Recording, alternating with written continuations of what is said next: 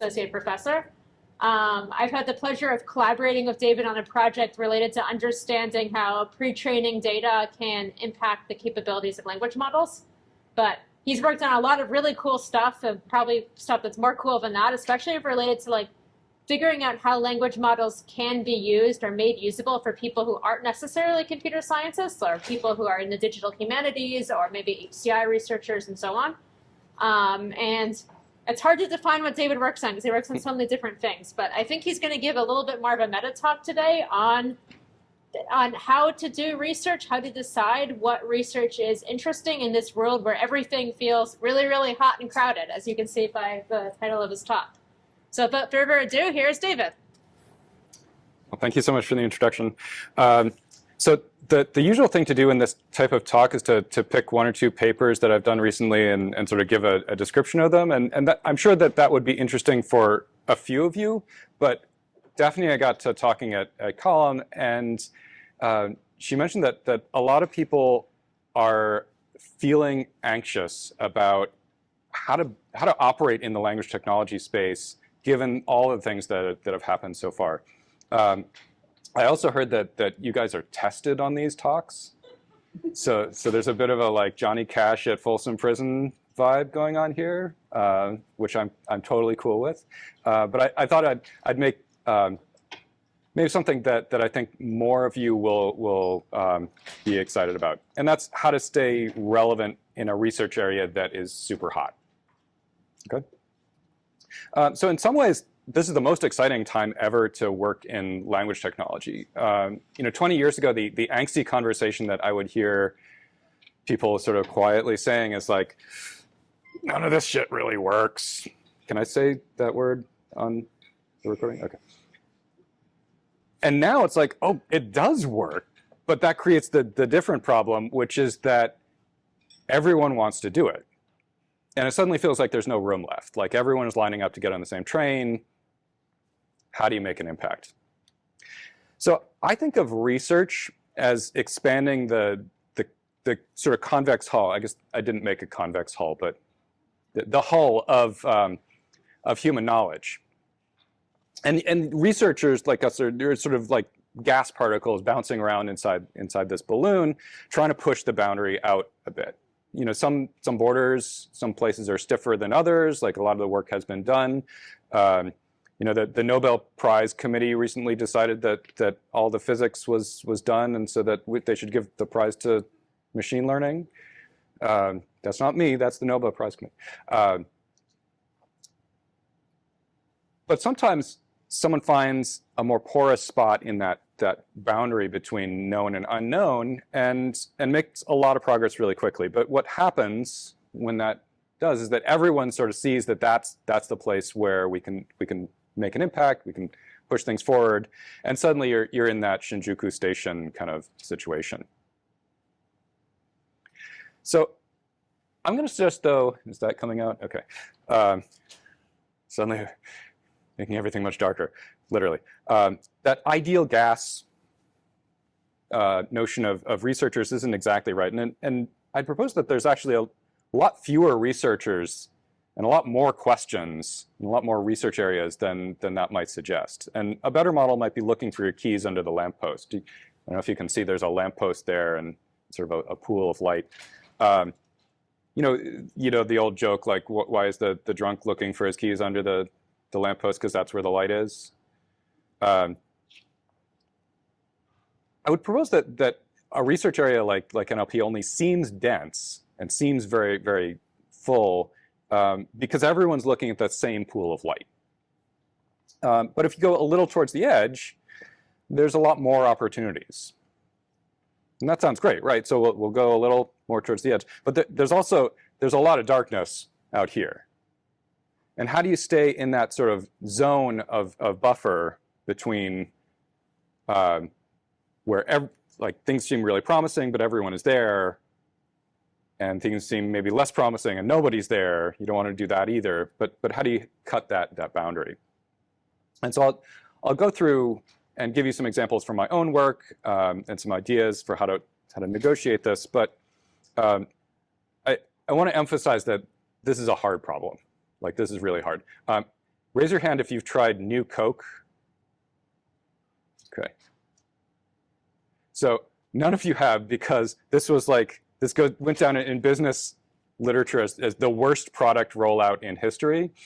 Sometime in the 80s, the Coca-Cola company decided that like people are tired of our old formula. We want to make it tastier, and they spent a lot of money. They rolled out New Coke, and everyone hated it, and they had to backpedal and create classic Coke to bring back the thing that people liked.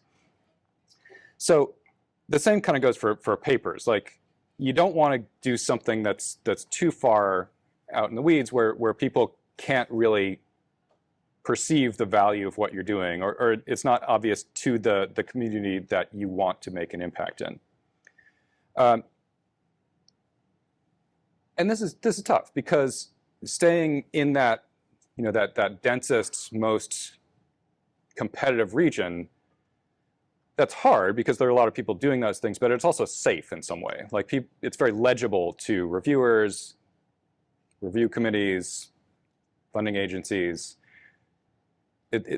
Like, safeness matters.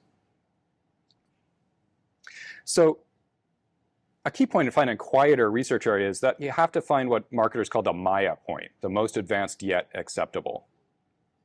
And I've spent a lot of time in my career kind of trying to find that zone, often not successfully. So this will be a hard-won experience. But I wanted to sort of structure this discussion around a lot of ideas about how to find that balance point. Okay. So how did I get here? I want to tell you a bit about my background. I got an undergrad degree in classics. So I was really excited about learning about the ancient world. I learned a lot of Latin and ancient Greek. I was telling someone about the wonderful summer I spent at Berkeley learning ancient Greek. That was kind of my undergrad experience. I had enough computer science that I was able to get a programming job after college. And then through a series of sort of random events, ended up sort of hanging out with the NLP group at Sheffield, which led to a job at the Perseus project at Tufts University. So this is a digital library for classics. This was basically like my dream job. This was perfect. It brought together all my interests in language technology, computer science, and also I was running a website that is basically the foundation of the field of classics. I got one nod. Okay, you can verify this. Yeah. And I had a lot of impact. Like, I overheard people in coffee shops talking about how, like, oh, Perseus got me through graduate school. And this webpage, this is basically the page that I designed in 2003. But I took that screenshot last night. Like, this is still, it's kind of crazy how they're keeping this running. It's on these virtual machines that they cannot modify, because there's, yeah, exactly. It's like stone tablets. They physically cannot change the virtual machines because it's so old and there's so many ancient dependencies. So I loved being there, but I realized that if I wanted to stay in that world, I really needed a PhD. Like, I needed that qualification in order to get access to funding and to be sort of in charge of my own shop. So I went off to UMass Amherst and worked on a number of different things, including the mallet toolkit, where I did some work on topic modeling. And also, like, I was getting mallet service requests for code that I basically wrote in 2009, like 3 days ago. So again, like, this is a piece of software that has had lasting impact around the area of topic model. But I wanted to tell you also a little bit about the state of machine learning in 2005. So that's when I started my PhD. The thing you have to know, and this is going to surprise you, is that neural networks were a joke. Like, if you saw someone in 2005 working on neural networks, you're like, 1996 called, it wants its machine learning back. Like, nobody used them because simpler linear methods with more advanced features were just dominating neural networks. The joke was neural networks are the third best way to do everything. Okay. You're chuckling because you know what happened 3 or 4 years later. Like the deep learning workshop happened. That there were like 5 years when like no one outside the city of Toronto was able to make deep learning work. But then they sort of solved that, and now the rest is history. And we're at a point where it is I think it's reasonable to say that it would be silly to do anything not involving neural networks in natural language research. Is that fair? Yeah. So what's the problem with NLP right now? So we've gotten to this point where we've had this revolution, neural networks stormed back in. Everything's great. We have all these opportunities. Things actually work. Well, so this is, I don't know if you can read this, but this is this is sort of my slightly cheeky observation. I've continued to run topic models on archive. So this is the cs.cl subset. You can see that there's 200 of these. It's at mimno.infosite.cornell.edu/archivecl. I rerun this every so often, and these are the 3 themes that are most significantly increasing. The only thing that's neural networky is I had Llama 3 on my laptop here give me some labels for these clusters of words, and some of them are a little off, but they're generally pretty good. But what you can see is that this scale goes from 2010 all the way up to 2024, and these themes have sort of dramatically shot up in the last couple of years. There's, just to give you some other examples, here's some that are like way down the list. These are things that have been around for much longer. But the things that people are really working on are kind of a very tight subset of, just go back to that. Yeah, the reinforcement learning for humor alignment. I don't think that's a very good caption. I think the Llama model is picking up on jokes or something in there. But in general, like, these are recognizable, right? These are what people are working on. Okay. So if you look also at the, this is the attendance for, this is the number of distinct authors at the NeurIPS conference. So back like around 2005 to 2008, 9 or so, this was, it felt big, but it wasn't remotely like it was before. We actually, we used to call NeurIPS the family reunion, because it was kind of the same people that you'd see every year. You had fun in Vancouver, get on the bus, go up to Whistler. It was kind of cozy in a way that it definitely is not right now. And what you notice with that exponential curve, and the thing about exponential curves is anywhere on the exponential curve, it looks like an exponential curve. So those increases in the mid to late 2000s, those felt exponential as well. But if you look at that curve, almost everyone who's in this community at this point has only been there for a few years. And so everyone who's writing papers, everyone who's reviewing papers, to some extent, a lot of the people who are ACing, they have a very narrow perspective on what are the things that people are doing, what is the accepted range of methods that you can use, what does a paper look like, and that has coalesced a whole lot. I think it'd be interesting to sort of look at papers over the last 10, 20, 15 years. We probably do that from the ACL anthology and just calculate like what is the thematic entropy. But what I want to take from this is that when you are new to a research area, you see the way things are currently done as the only thing that can be done. And that's sort of the thing that you have to get past. When I started in machine learning, like, it was graphical models, probabilistic graphical models. That's what we did. That was the thing that you need to work on. And I spent a lot of time learning things about exponential family functions that I have not really applied in the last 5 to 10 years. But that was how we did it. So I want to pivot to, in my experience, what are some sort of rules of thumb for finding that, that penumbra around the light pole where you have a little more space, where things get quieter very quickly, but there's a lot of problems that are pretty impactful and important, where you can make progress and not be competing with 15 other people to get the exact same result. And these are focus on impact, do things that other people are not doing, and start from fundamentals.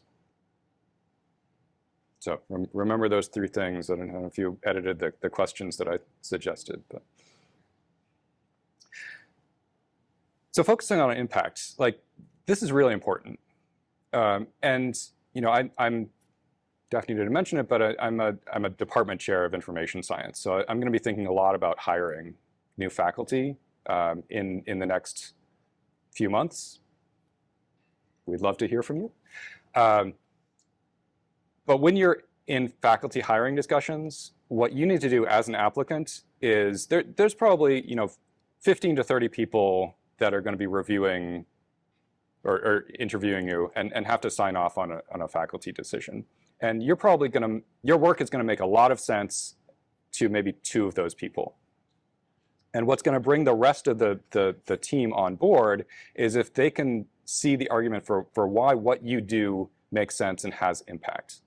Because we're thinking a lot about, okay, is this person going to be tenurable in 6 years? Will they have the 10 people that we consider leaders in the field to say that, yes, this is someone who has made impact? Okay.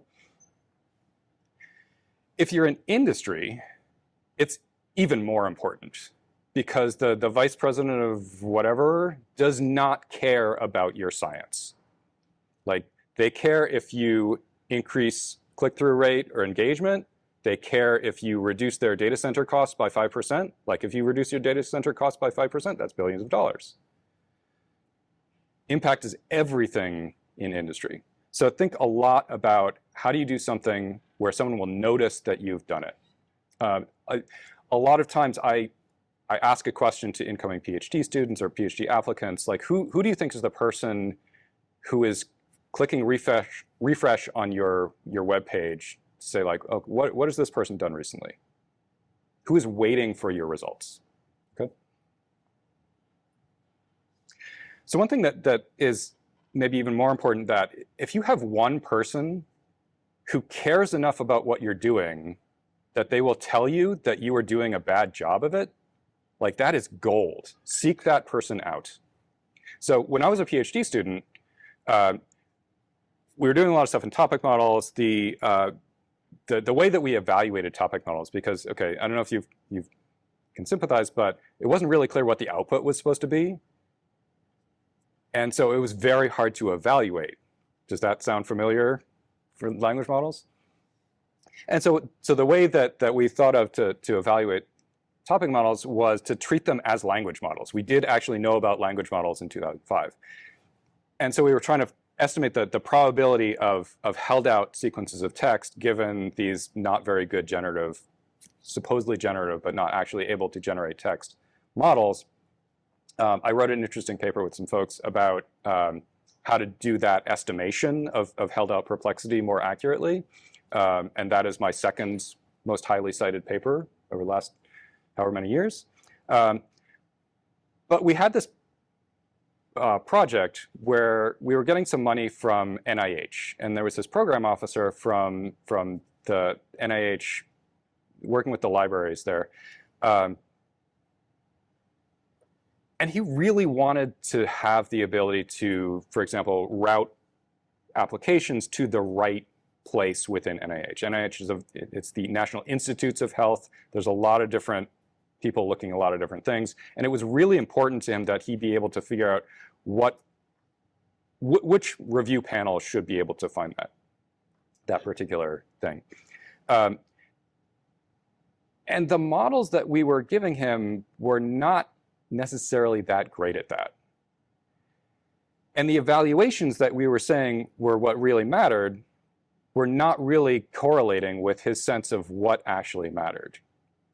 And what he told us was that, first of all, this stuff stinks, which was hard to hear as a PhD student because that's what you do. You train models and you evaluate them with held out probability. This is me thinking as a second year PhD student.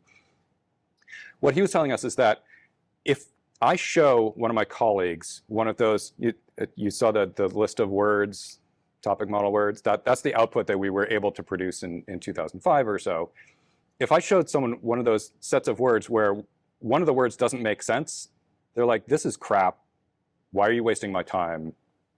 I'm going to go do manual coding or whatever it was. And he was like, you really need to focus on that sense of these words don't make sense. And so we went back to the drawing board and we created a new evaluation metric that more tried to look at are the words that we are showing people and saying are a cohesive theme, are those actually cohesive? And can we quantify that in ways that don't require hiring a bunch of annotators to look at things? And that paper is my single most cited paper by a factor of 2. Because it was actually responding to something that people really cared about in a way that made a difference. And it wasn't until I had that person who was telling me things that I honestly didn't really want to hear that I was able to get out of that mode of held out perplexity and do something that has had enduring popularity.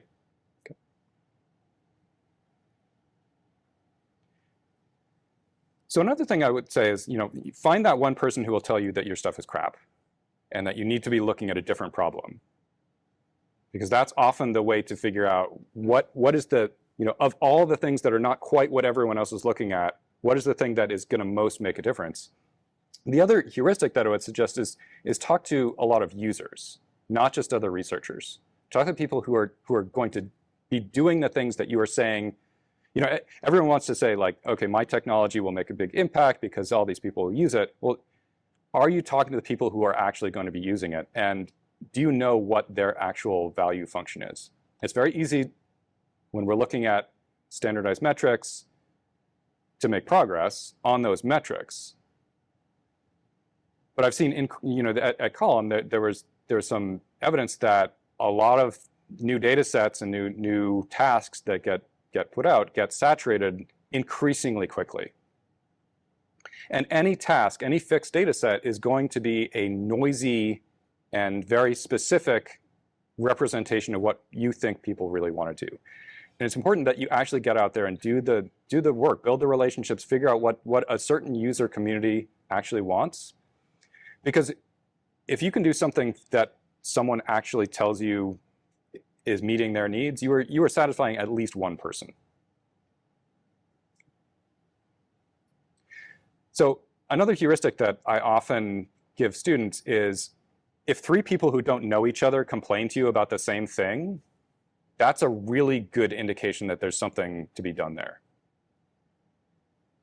The criterion is people have to know that you're the person to complain to. And so having something like, the fact that I'm the mallet guy means that everyone who has a problem with topic models tells me. And we were hearing that one of the things that people consistently kept complaining about was if you are doing topic modeling, and again, I'm not saying that topic modeling is what people should be doing, definitely use neural networks right now. And don't use them for topic modeling. That is not a hard problem. Use them for something better. People who are using topic models on longer documents like novels. So I do a lot of work with people doing literary studies. Were telling me that these models are crap. They are just giving me topics that look exactly like the list of character names in a novel. So here's an example. This was trained on a bunch of science fiction novels. School professor work, university, that seems sort of clean. But if you look down here, these are, anyone know the Dragon Riders of Pern series?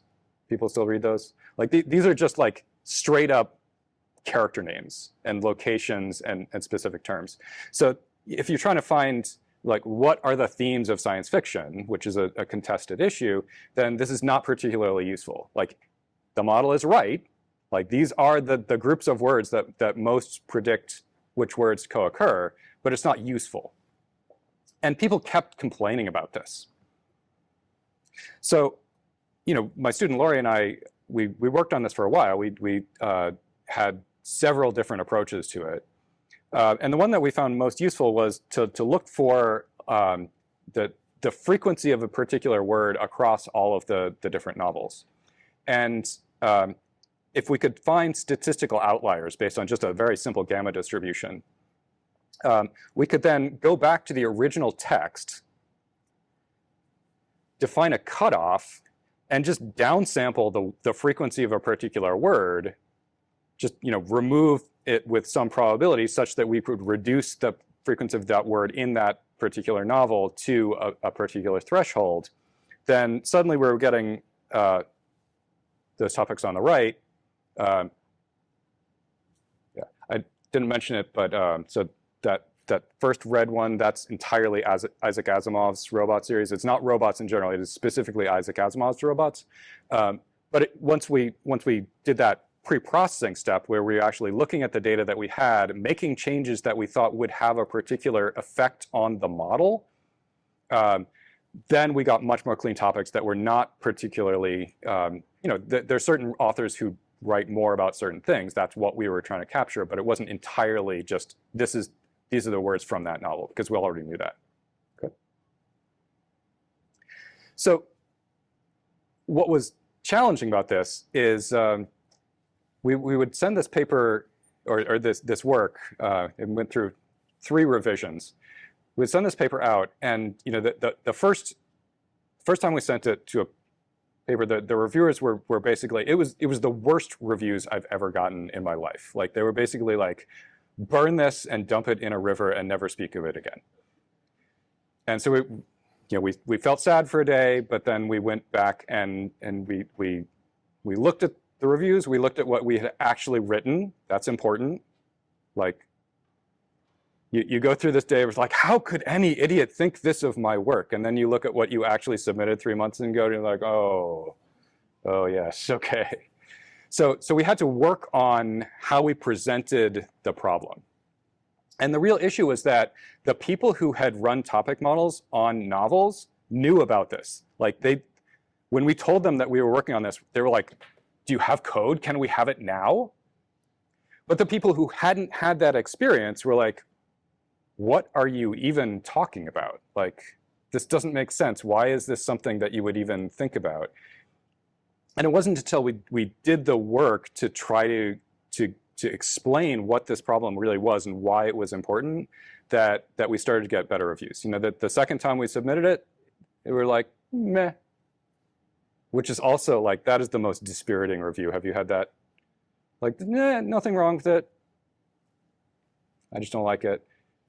And the third time we submitted it, we really worked on the introduction. We pretty much solidified the method by then. It won a Best Paper award at Colloquium.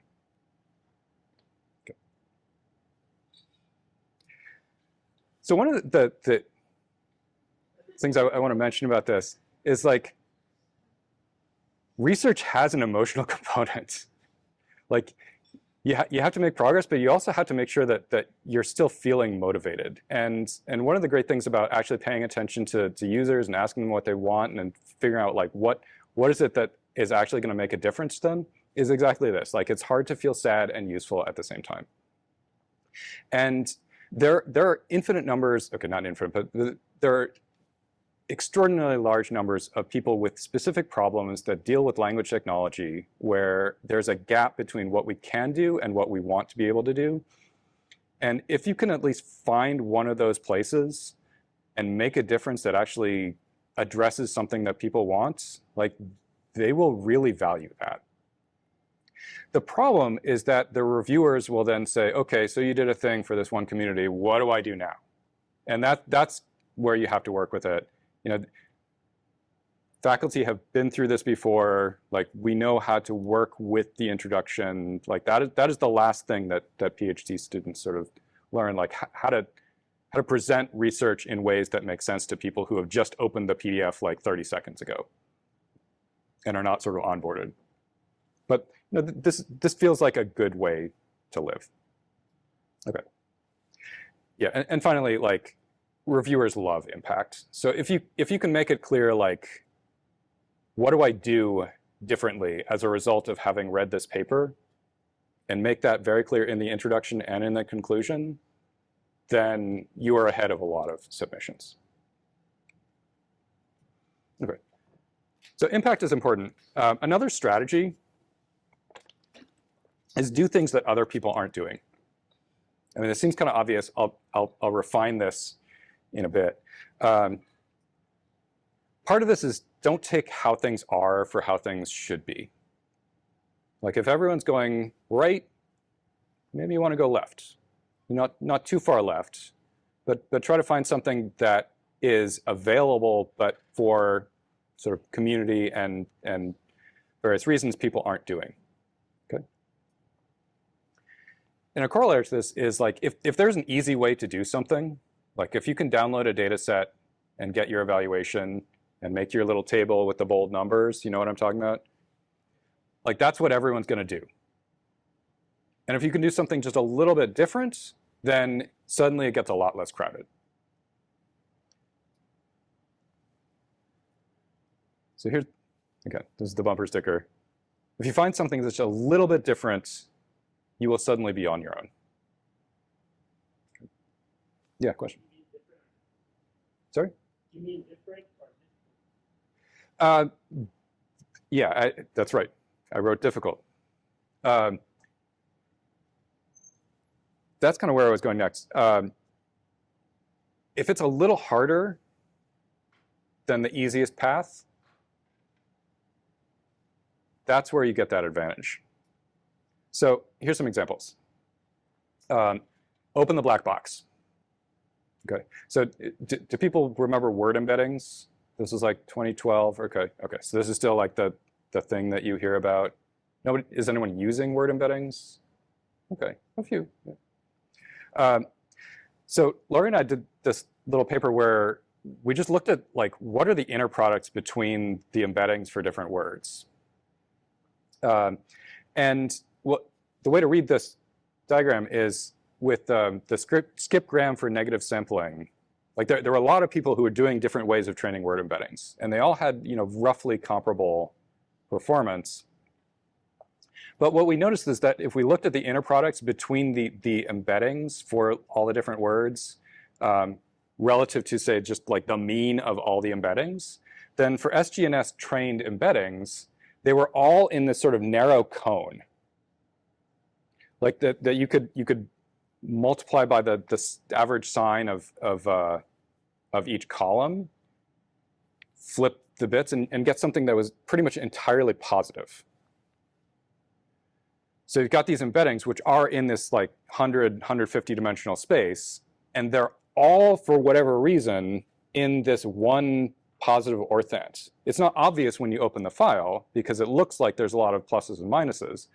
But all you have to do is just take the average and the standard deviation of each column, or look at just inner products. Like this is not complicated technology. And what you see is that there's this property that now I guess is known as anisotropy, where the embeddings are not filling the space. In fact, they're filling a very narrow part of the space. And what we noticed was that this was not true of the glove embeddings. So in general, the most frequent words tend to be kind of clustered together, and the less frequent words were sort of around behind the back.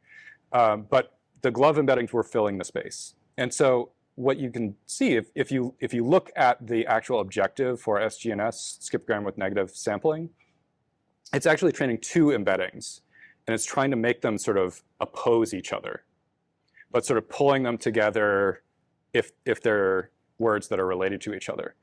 And so the impact of that function versus the glove function was that it gave us this anisotropy property.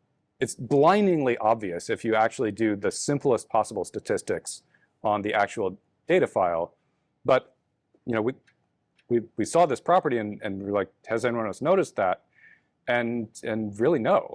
Like people were treating the big matrix of scary numbers as a big matrix of scary numbers, which had like, well, they're just numbers. Like why would you expect there to be any particular pattern in them?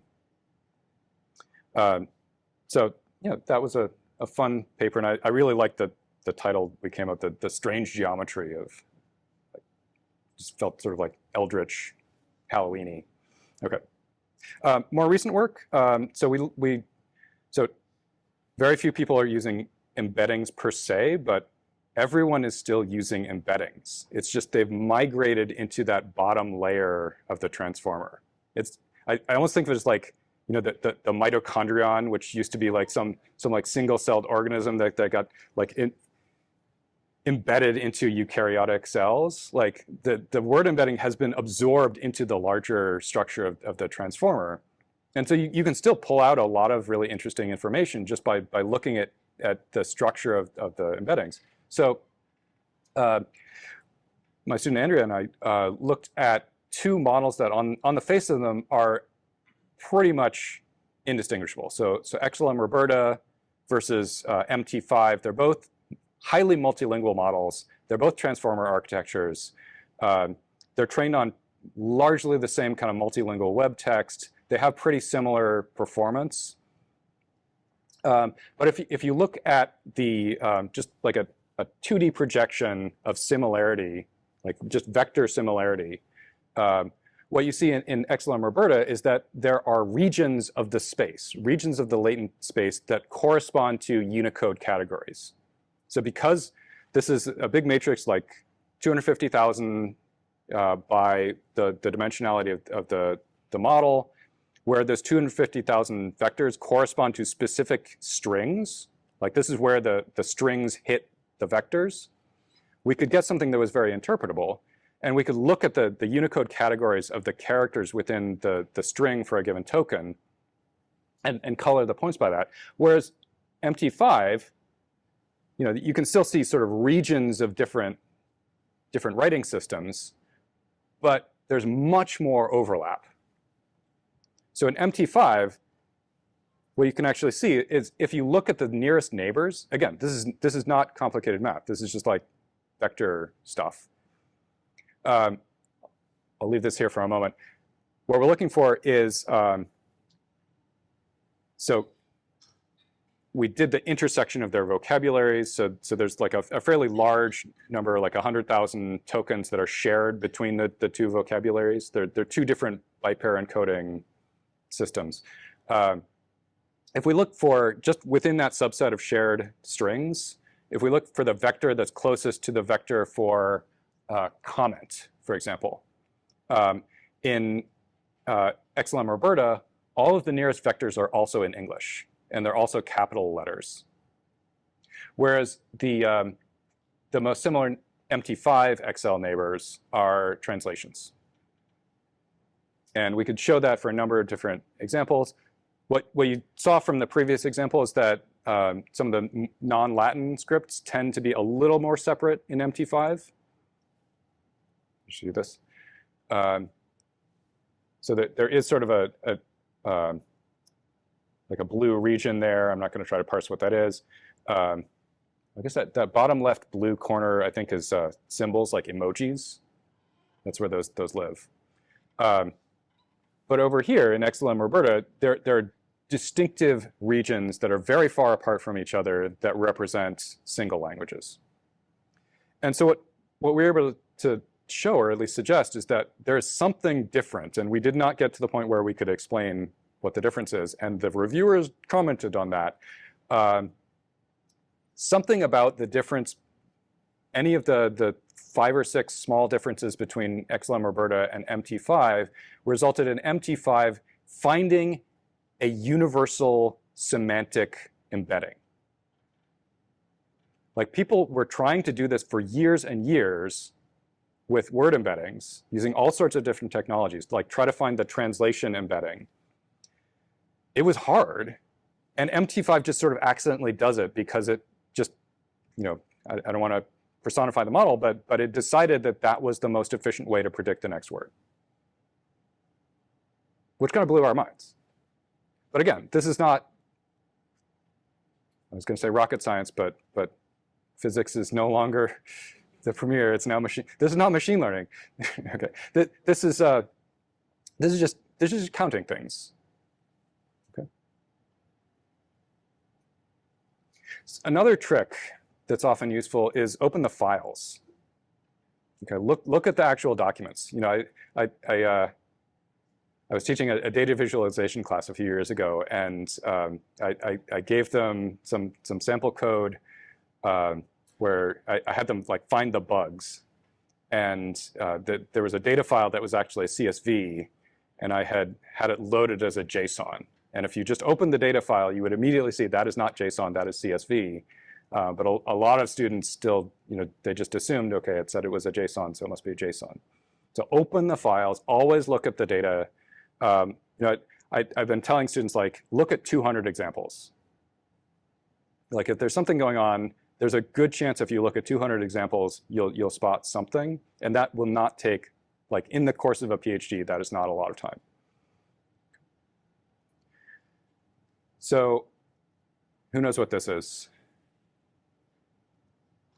Okay. How many people have used the MMLU evaluation? Okay. And how many of you have actually looked at examples of MMLU questions? Okay, good, yeah. So I had students in the current language models class, like, actually try doing some of these examples and thinking about, like, okay, is this hard? What would I need to do to answer this? Yeah, you want to do one? Yeah. Take a moment, read it. Could you answer that question? I've stripped out the next column is the official answer.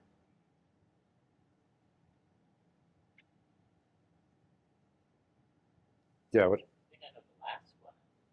Okay. The outlying area service. Okay.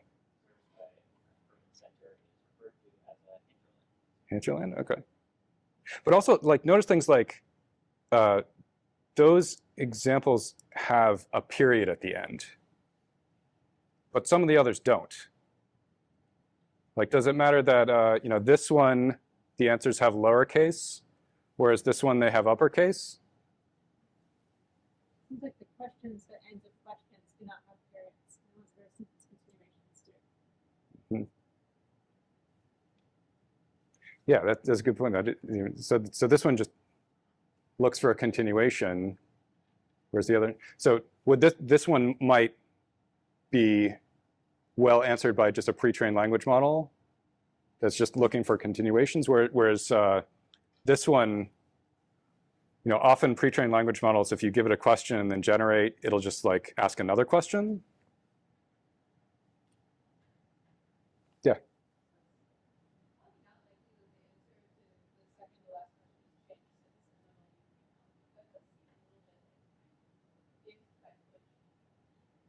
Yeah, so like, of the however many questions in MLU, like, how many of them are still accurate? Would you need to know something new? Okay, wonderful segue.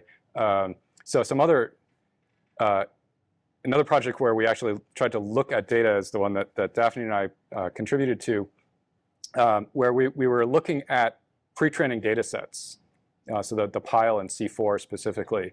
And we actually, you know, we burned an enormous amount of computation and pre-trained new, fresh language models with different ablations of the data to try to see, like, okay, what differences actually matter?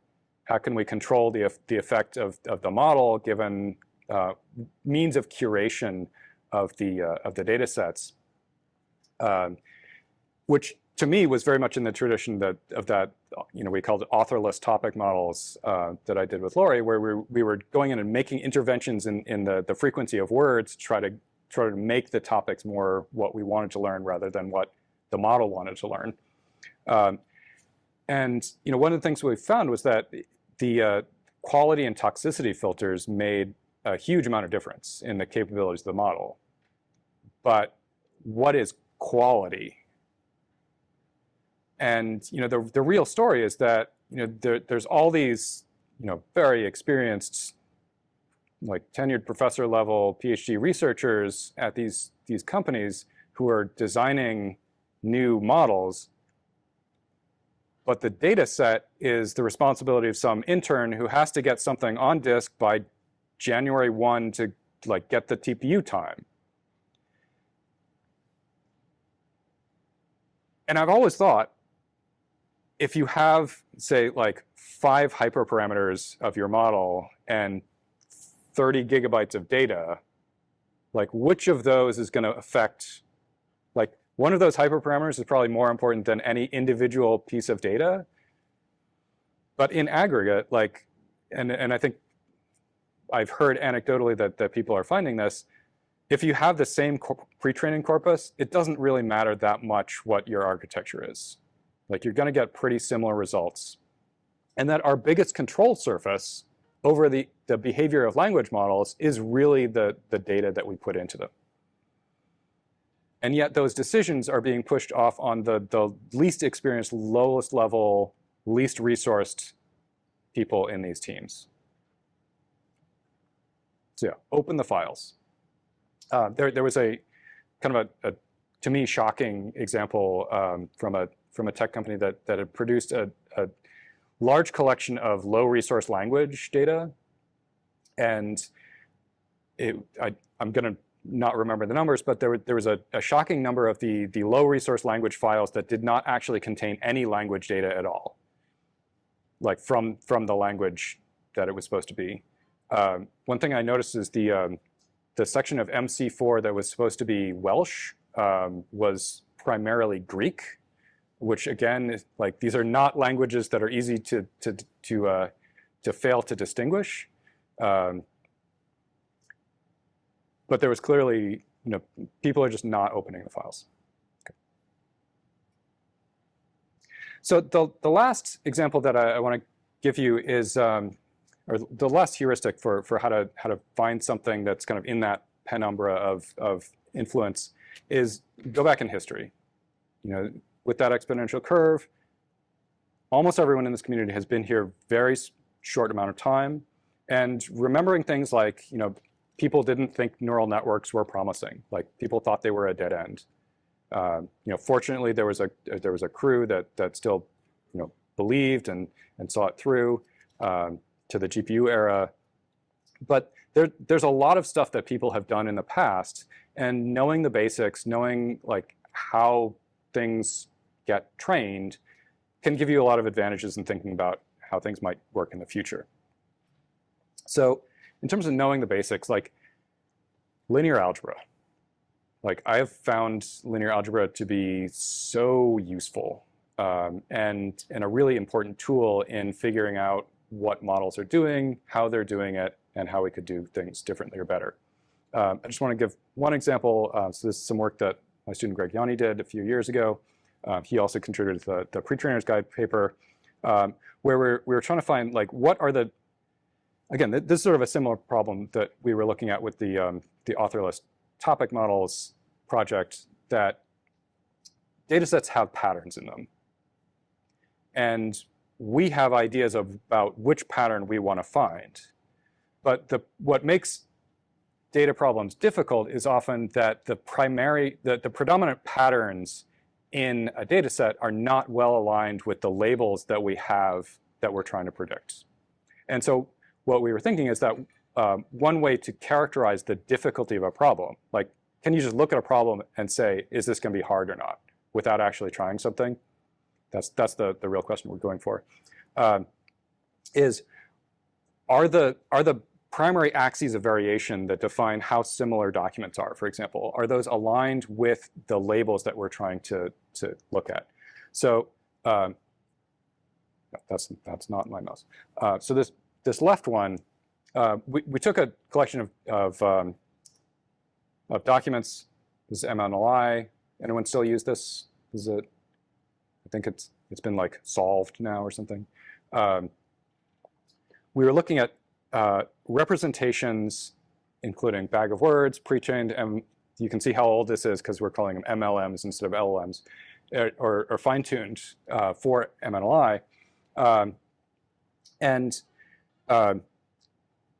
we're taking the matrix of similarity between every two documents and then getting the eigenvectors of that matrix. So it's a symmetric matrix. We can do an eigenvalue decomposition. What we're basically showing you is the top 2 eigenvectors. So if we plot all of the points based on those top two eigenvectors, which define like the variation of the matrix, and then color them by whether it's positive or negative. Okay. And what you can see is that with the bag of words representation, which is a very strong baseline, I've heard now that the stupid baseline that everyone forgets to do is like fine-tuned BERT embeddings. Like that, 5 years ago, that was the crazy thing that we were trying to get people to not do first, but now it's like apparently the thing you should at least try before you use Llama 3. Bag of words is a very powerful representation, and it has almost no predictive power. So similarity in bag of words space has nothing to do with MNLI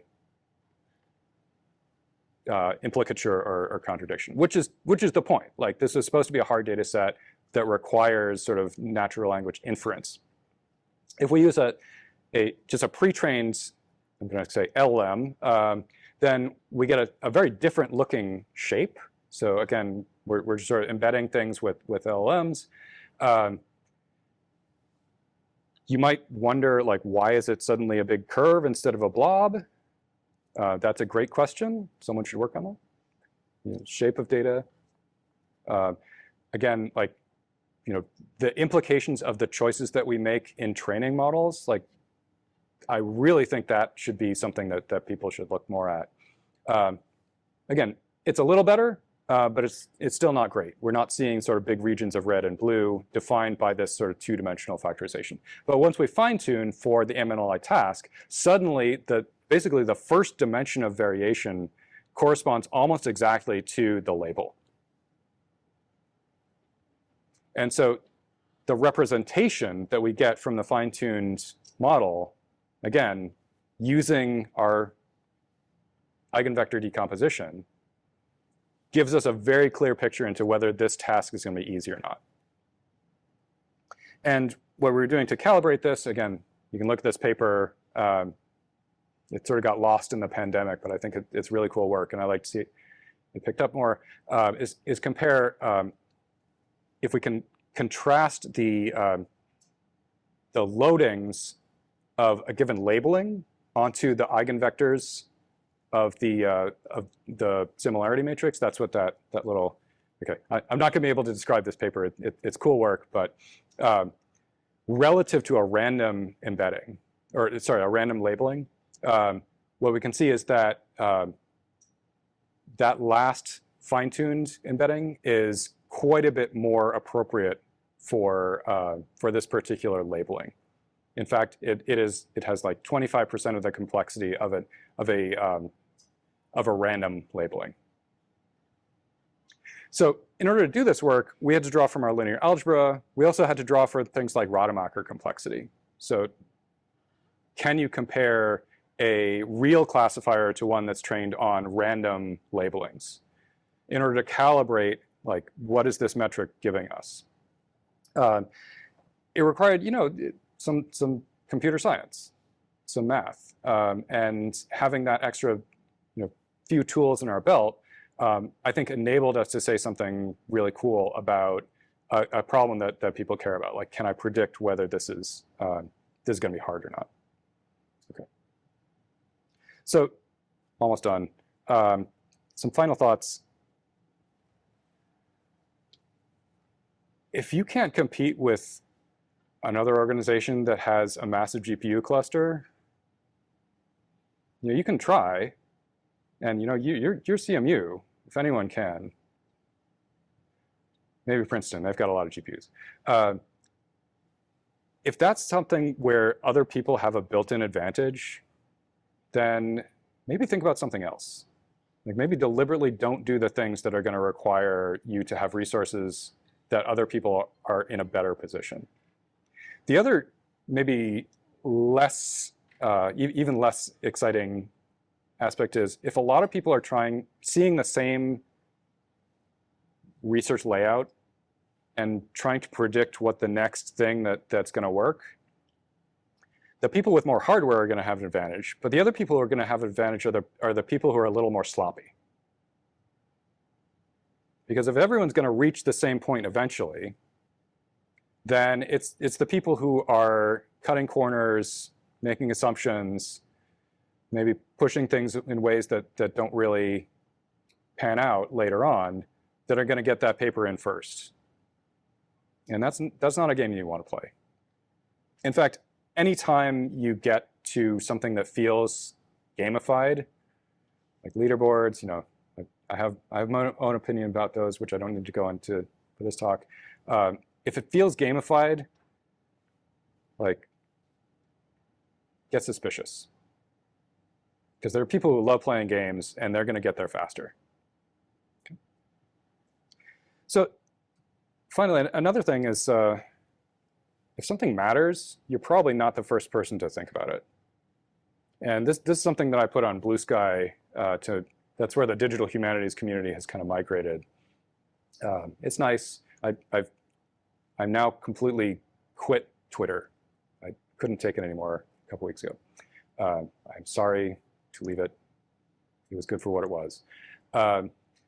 But the thing I wanted to let the humanities community know is that language model people are suddenly very interested in culture. But they're kind of interested in that level of like, we should think about culture. And there are people who have thought about culture for a long time and have things to say and are very eager to contribute to this discussion. And we should talk to them. Yeah. Number one is AI safety. There's been ethicists for centuries. Mm-hmm. Yeah.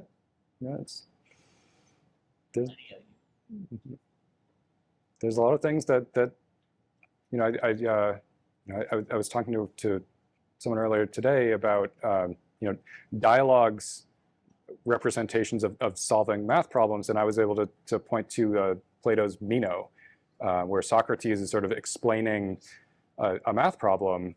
This is a great idea. Like people have been doing these things for a long time, and we should take inspiration from those. And finally, I mentioned gamifying, like value science over state of the art. There's certain type of paper where, you're sort of waiting to see the results about whether you have a paper or not. Like, did my new system beat state of the art? If I didn't get all the way there, then I have nothing. If there's a tiny bit ahead, then I have a paper that's publishable. Another way to write papers is to frame scientific hypotheses where you have a reasonable question. Other people would probably agree that that's a good question. And your goal is to find the answer. And whether it's yes or no, like both of those are a result. And both of those outcomes of the experiment result in pushing out that hull of human knowledge. Now, it's possible that you might get the wrong answer because you did it the wrong way, and that's why we have science. That's why we have peer review. That's why we have replication. A lot of really great work comes from a place of anger and spite. Like, I will show them. That can't possibly be true. I must disprove it. And that's good and that's healthy. But I think there's a demoralization that comes from feeling like you have to produce something that is demonstrably better than everything that has ever come before. And it's increasingly difficult as more people come into the community and more people have been looking at a particular problem. Okay? So, to sum up, like, if you don't know the past, the present will feel overwhelming. But if you do, then you have a lot of different options.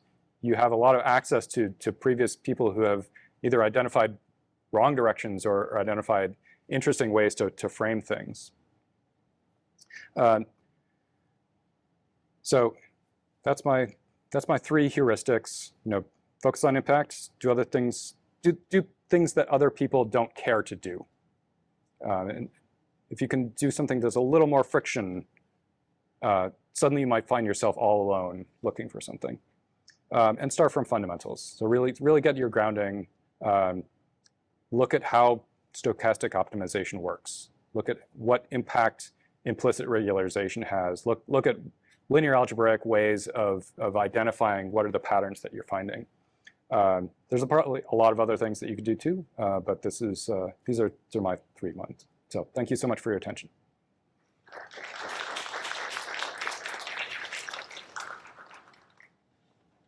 Wow, so I had no sense of how long that was going to take. I was guessing around 40 minutes, but. Does anybody have questions? With regard to like value science or sort of like working on things that other people are, you talked a little bit about that like review experience. Yeah. And I'm curious how you think about the relationship between like your individual agency of doing things that people might not care about right now versus, you know, like changes maybe need to see in the community for that to become viable. Especially in the case of something like neural networks, which had to like, you know, labor in the darkness for like 20 years before it finally emerged. Like, how do you continually justify that? And do you see that as a reason to like go after community change more aggressively than just like doing your own thing? And like, how do you think about that? Yeah, so I think about that a lot. You know, right now I'm especially interested in human AI interaction, and I'm very concerned that the HCI community and the NLP community are just not meeting. And you know, I think to a large extent that's a problem for the senior people in the field. And you know, that would be a completely different talk. Like how do we be research leaders? Yeah, I have things to say about that too. But you know, I wanted to focus on the perspective of especially younger researchers, and you know, when you are in the situation that you're in, how do you get that next paper? And it's always going to be a challenge. And you know, I was talking about like the introduction is critical. Your job in getting a paper accepted is, can you get 3 people to accept that the crazy idea that you have for where the field should be going next is a reasonable thing to at least talk about. You know, I think when I'm an AC or a SAC, often you know, reviewers are often, you know, 2 or 3 years into a PhD, like don't necessarily have a broad perspective. You know, what I try to challenge them is like, okay, there's things that are wrong with this paper, but is it at the point where you would want the community to discuss it? Like, should we put this in front of people so that they can have opinions and maybe do something a little better? And you know, that's kind of the rhetorical lift that you have to do in order to get that kind of work accepted. So, yeah. So you sort of addressed this with saying how this talk is directed towards more of the PhD student or kind of earlier career researcher. But do you think that this also touches on what was said before, do you think the most important advances in a given field or NLP come from the penumbra? I mean, I think certainly like a lot of insights, as you demonstrated, do come from that sort of penumbra, so to speak. Mm-hmm. But do you think it's the case that the most revolutionary changes come from really, truly the umbra, like kind of out of nowhere? I mean, quantum mechanics and physics. You know, I would actually go the other way. Like, you know, that point directly under the lamp where it's brightest, like that is the best place to be. Like that is the most likely, most promising place. It's just there's a lot of people who are looking at it. And so from an individual perspective, you know, I heard this fascinating study a long time ago, which is like, if you are, maybe this is not appropriate for this particular situation, but if you're in a crowded building that's on fire, like what should you do? And the research suggested that you should follow the second largest crowd. So the first largest crowd is probably going to get wedged. The smallest crowd probably doesn't know what they're doing, but the second largest crowd probably has good information and is maybe a little less likely to trample each other. Yeah, again, like you're sitting in an auditorium, maybe I shouldn't bring this up right now. But it's kind of the analogy that I'm thinking, like in aggregate, like the outer zone, like there's probably a lot of really good stuff out there. But would I recommend that a PhD student go really far out in left fields? Like, if I'm talking, like, you know, there's a sort of actuarial problem. Like, am I going to let my kid play on the dangerous piece of playground equipment? Absolutely. Like, I'm not too worried about this one individual person. If I'm the mayor, do I want to remove that dangerous playground equipment? Yes, absolutely, because, you know, something bad is gonna happen if you add up all the people. And same thing, like someone is gonna find something in the outer reaches of science. Is that gonna be you? Probably not.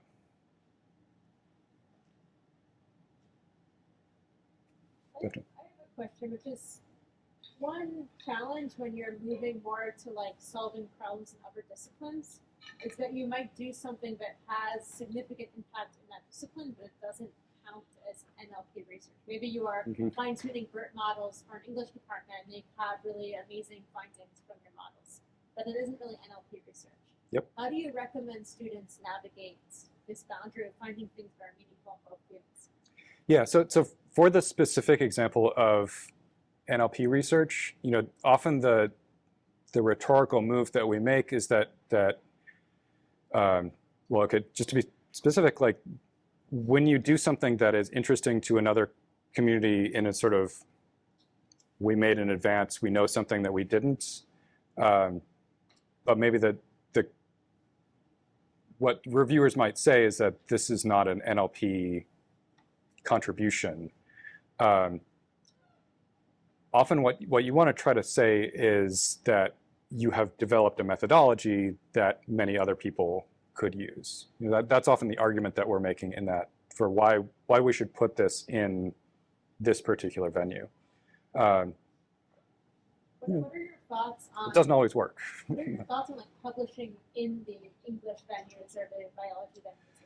Yeah, so it's hard. Like if you have something that is too computational to be legible for the humanities side and too humanities to be legible for the NLP side, then you know it's hard to get that published. There are, you know, in that specific zone, there's some new publication venues that are specifically for like people who want to do humanities research but also publish 8-page PDFs.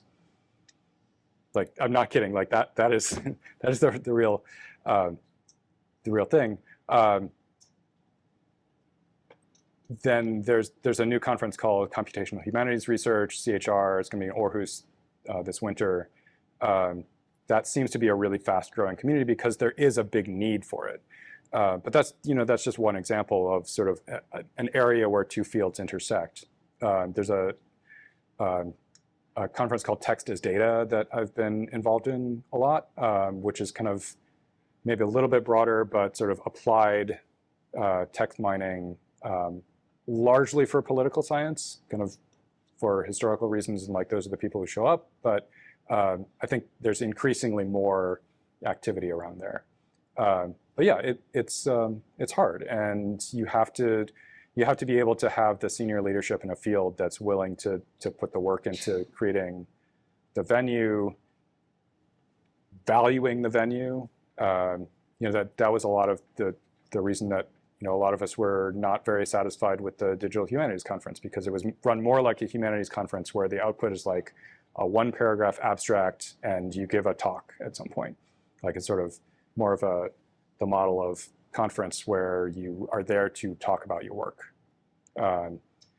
Whereas the computer science model of conferences is it is a full publication with an 8-page PDF that people can read and cite, and you know, it has value to your career. So what we kind of had to do was find a way to make the people who valued that work have an opportunity to weigh in on it and review it and critique it, while still having an output that was legible to people doing more computational work. Yep. So one thing I'm curious about is how to navigate the simultaneous goal of doing good, interesting, peer-reviewed science and having an impact perhaps outside the community that is capable of reviewing that science. Mhm. Like I wrote a paper that was, doing linear algebra over word embeddings, published in an ACL venue. The people who cite it and actually use this work to do their own research are social scientists who don't publish in ACL venues, Mhm. but they cite the work and they, do visualizations based on it and stuff like that. So there's a mismatch for me because I wrote the paper for the community that could understand and review the science, but the actual people who need to be reading the paper and seems to be taking value from that paper are outside of that community. Mhm. So your career, you've built really successful software projects. I've built some very successful software. Yeah, but There's a lot of other not so successful. okay, but those projects can have really easy and widespread uptake by people outside of like the core scientific community that you're writing to. Mhm. Do you think that's the way to do it? Are there other ways, or is it just like write the paper, build the software, share the software? Yeah, it's hard. Like I don't want to give people a rosy impression. Like all of these concerns are real. Like finding something that has impact in ways that are not legible, it can be demoralizing. And sometimes you have to roll the paper dice a few times before you get the reviewers who are able to see some value in it. And maybe I'm the one who's wrong. Maybe all my stuff is boring garbage, and I should be getting better MMLU numbers. But I think that's a thing that I'm not worried that the MMLU numbers are not going to go up. Like someone is going to do that work. But if, maybe this is becoming less true, but there's a lot of other work that, if I don't do it, it's not going to get done.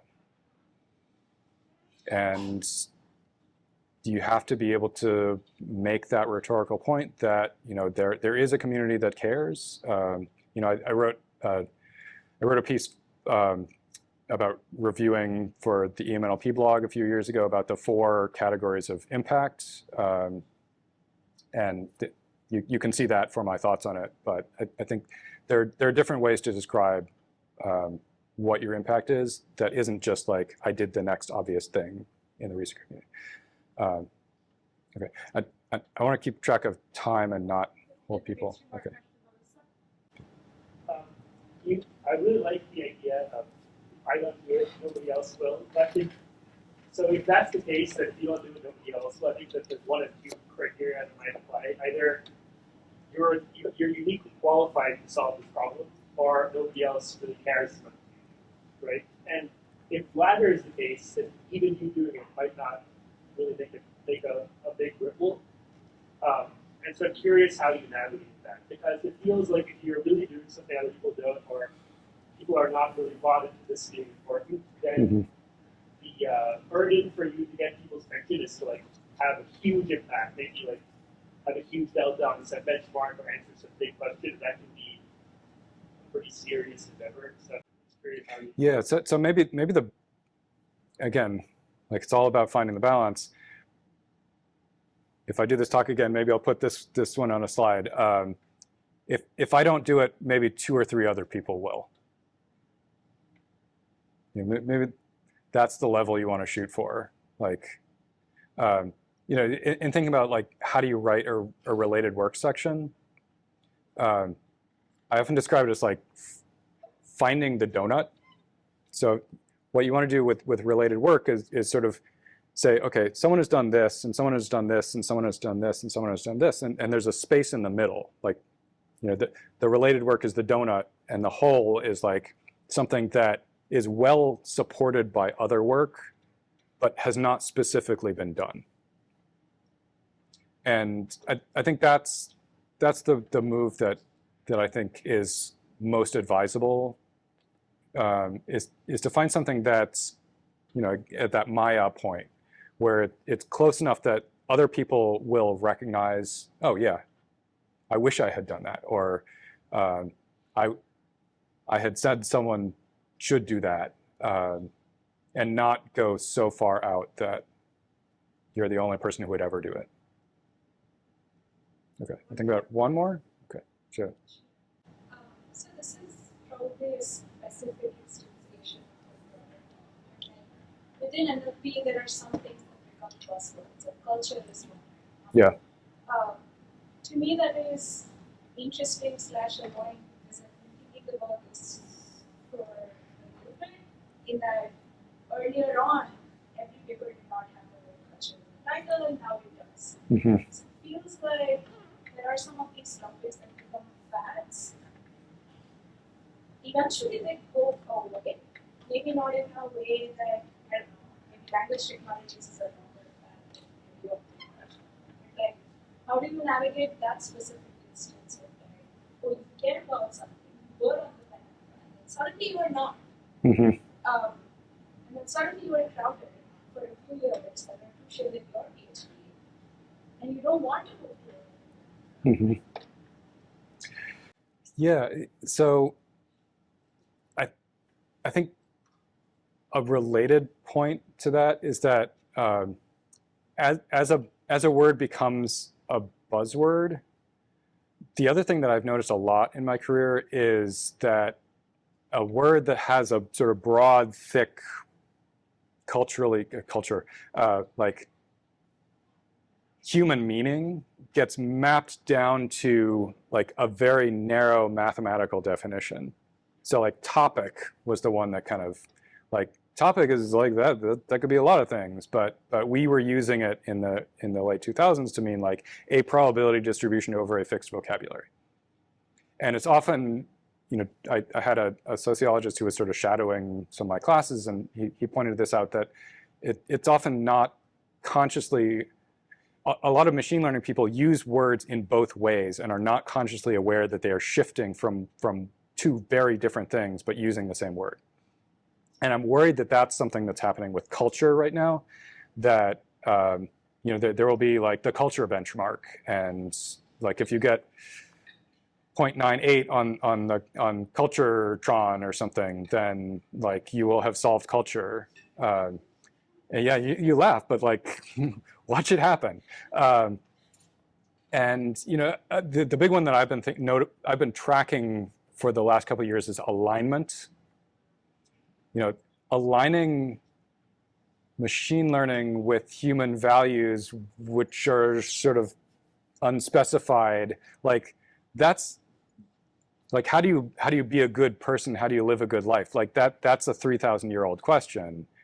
And then like weeks later, people are like, oh yes, and this model is aligned because I pressed a button and like I fine-tuned on the like helpful, harmless data set. And don't realize that those are two different things. That's something that I really worry about, and that I keep track of. So, all right. So I think time to release the captives.